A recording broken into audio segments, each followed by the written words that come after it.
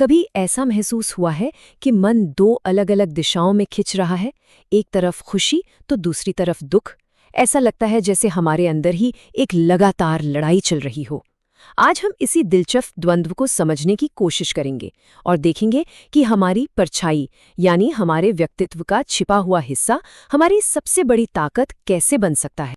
खलील जिब्रान की ये बात कितनी गहरी है। वो कह रहे हैं कि हम सुख और दुख के बीच एक तराजू की तरह हैं। जरा सोचिए, इसका मतलब ये कोई लड़ाई नहीं बल्कि एक तरह का संतुलन है। आइए इस बात को थोड़ा और गहराई से समझते हैं।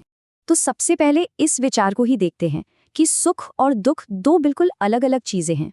क्या ये सच में अलग है या फिर एक ही सिक्के के दो पहलू हैं? हम सब यही तो करते हैं ना। हम खुशी, सफलता यानी जीवन के शिखर के पीछे भागते हैं और हम दुख और असफलता की घाटियों से दूर भागने की कोशिश करते हैं। लेकिन क्या हो अगर यही भागदौड़ हमें कहीं फंसा रही हो? और यहीं पर असली दुविधा छिपी है। जिब्रान हमें यही बता रहे हैं कि आप सिर्फ एक को नहीं चुन सकते। अरे, प्रकाश को समझने के लिए अंधेरे की जरूरत होती है और सुख को सही मायनों में महसूस करने के लिए दुख की। शायद यही जीवन का नियम है। अब एक ऐसे विचार के लिए तैयार हो जाइए जो शायद थोड़ा चौंकाने वाला लगे। क्या ये जो हर समय पॉजिटिव सोचों का मंत्र हम जपते रहते हैं असल में हमारे लिए बुरा हो सकता है? आइए देखते हैं कि इस तथाकथित उम्मीद के पीछे क्या छिपा है। ये एक बहुत ही जरूरी सवाल है। क्या हर हाल में खुश रहने की ये जो कोशिश है वो हमें उन सच्चाइयों से दूर कर रही है जिनका सामना करना जरूरी है? क्या ये हमें असल में मजबूत बनाने की जगह कमजोर बना रहा है? यहाँ कुछ चौंकाने वाला डेटा है। देखिए, ये स्टडी दिखाती है कि जो उद्यमी बहुत ज्यादा मतलब हद से ज्यादा आशावादी थे वे असल में कम सफल हुए और जिन्होंने थोड़ी हकीकत को भी साथ रखा वे आगे निकल गए। ये दिलचस्प है ना? यानी जरूरत से ज्यादा पॉजिटिविटी भी नुकसान कर सकती है। और ये कोट इस बात को और पुख्ता करता है। जब हम सिर्फ अच्छी चीज़ों पर ही ध्यान देते हैं तो हम अक्सर उन ज़रूरी चेतावनियों को नज़रअंदाज कर देते हैं जो शायद हमें किसी बड़े नुकसान से बचा सकती थीं।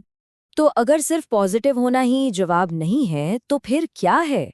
जवाब शायद सुनने में थोड़ा डरावना लगे, लेकिन वो हमारी परछाई में छिपा है। नहीं, ये कोई बुरी चीज नहीं है। असल में ये तो हमारी छिपी हुई शक्तियों का खजाना हो सकता है। मशहूर मनोवैज्ञानिक कार्ल युंग ने इसे शैडो कहा था। ये हमारे व्यक्तित्व का वो हिस्सा है जिसे हम दबा देते हैं। हमारा गुस्सा, हमारा डर, हमारी असुरक्षाएं, वो सारी चीजें जिन्हें हम दुनिया को दिखाना पसंद नहीं करते। तो लक्ष्य अपनी परछाई से लड़ना नहीं है बल्कि उसे अपनाना है।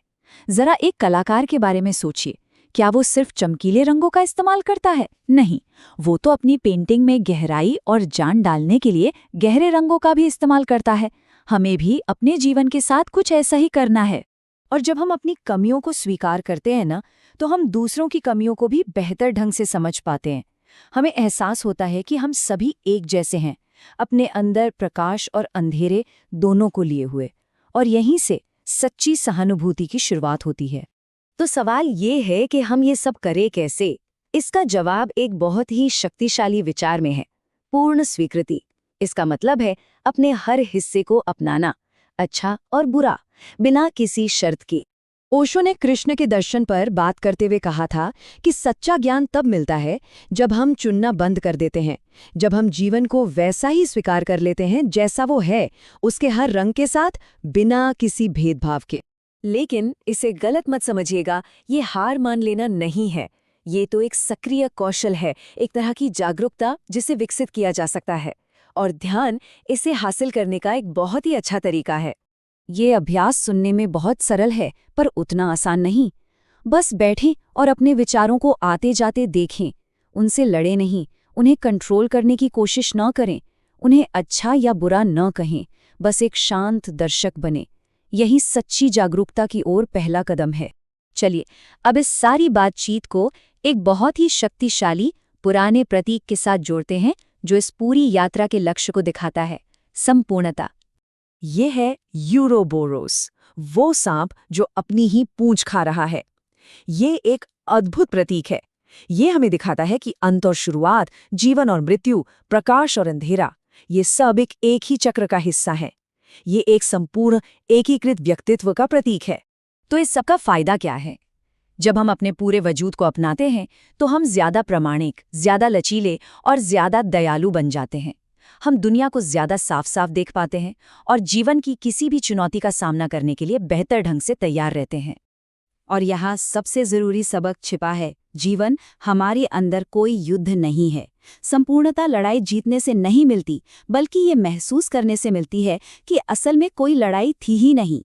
तो मैं इस एक सवाल के साथ इस चर्चा को यहीं छोड़ता हूँ। अगर खुशी और गम एक ही सिक्के के दो पहलू हैं, तो क्या होगा अगर हम लड़ना बंद कर दें? क्या होगा अगर हम बस पूरे अस्तित्व को गले लगा लें? इस पर जरूर सोचिएगा।